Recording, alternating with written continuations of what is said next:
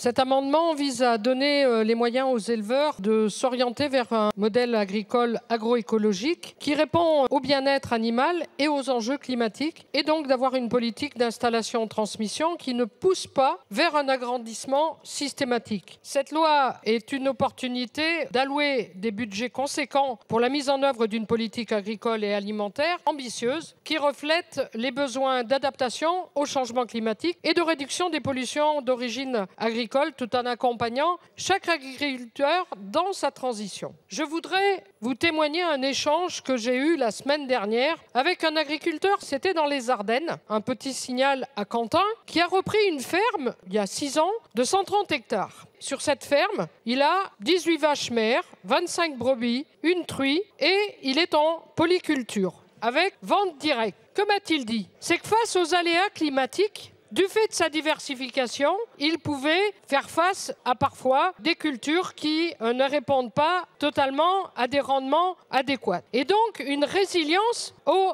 aléas climatiques. Cet agriculteur, parce que vous le savez, en ce moment, les agriculteurs, quand ils sont poussés à une intensification de leur agriculture, sont parfois en très grande souffrance. Ils ont du mal aujourd'hui à faire face aux exigences des banques et des orientations vers lesquelles on les pousse. Bon nombre vont malheureusement jusqu'à des actes dramatiques. Eh bien, ce jeune agriculteur, il était heureux parce que tout simplement, il a fait le choix de passer en agriculture biologique. C'est à partir de 2 truies que c'est industriel, ou vous pourriez me donner un seuil?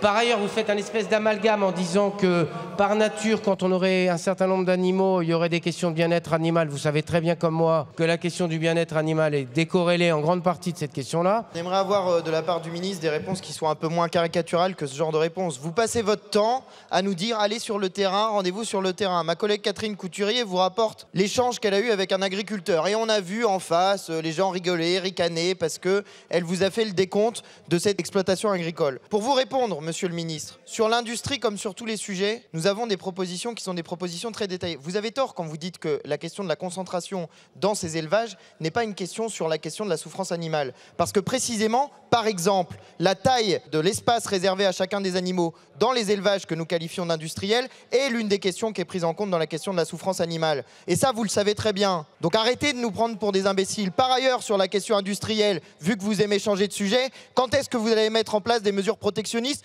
comme nous le proposons nous? Parce que si vous voulez protéger réellement l'industrie, il va falloir sortir du libre-échange. Voilà. Donc si vous voulez mettre en place des politiques ambitieuses en matière industrielle, il faut arrêter de faire votre système ridicule de libre-échange. Et là, vous pourrez mettre en place une politique industrielle planifiée. Voilà des mesures qui sont efficaces pour l'industrie, monsieur le ministre de l'Agriculture.